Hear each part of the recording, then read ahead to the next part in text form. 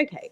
Yeah. So I think when it comes to a fear and being inspired to actually do something that tackles that fear or tackles getting yourself out of that comfort zone, there has to be a trigger, right? There has to be a reason why you say, okay, this is the day.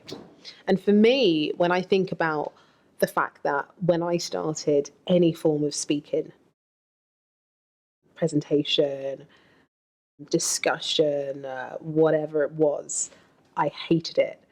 But I think that the trigger for me was knowing that this is going to be a regular occurrence in my career and in any business that I'm going to have to do. I'm going to have to, be able to articulate my name, right? Because even that was gave me palpitation. So I think it was the realization that this is something that, particularly the more senior I get, it's going to be even more important.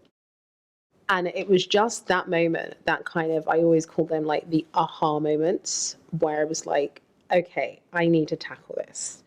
Now, luckily, I was, for this particular fear, I was more junior in my career. So I think I was able to then just practice, practice, practice, and practice in safe environments. I think that's the other thing. So practicing in safe environments at home, but also, in the office, with other people in meeting rooms. And I think, again, going back to making sure, you're very comfortable in terms of getting out of your comfort zone, find a hook. So for me, the hook was, well, if I'm comfortable with the content and if I have said the mantra, it's going to be okay, fake it, even if I feel awful inside, do not let it show, game face, right? Then that was my hook. And I think that could work for you, but you may have another hook. You may have, pen management, right? You may need to have a pen in your hand to kind of stabilize yourself. I like to talk with my hands. Maybe that makes you even more nervous. But whatever your thing is to kind of tell you it's okay, that automatically, I think, calms you. So for me, as I say, it was knowing that I knew my content, and second, therefore I had to really put in the effort to think about what I was going to say, write my scripts, rewrite my scripts, write my scripts, and then basically rewrite everything until I no longer have a script, right?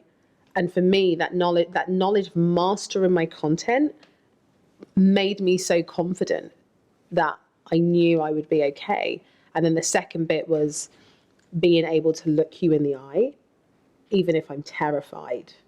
And knowing that the first time I do that, I'm going to really be terrified without swearing, because I could have said something else, you know what I mean?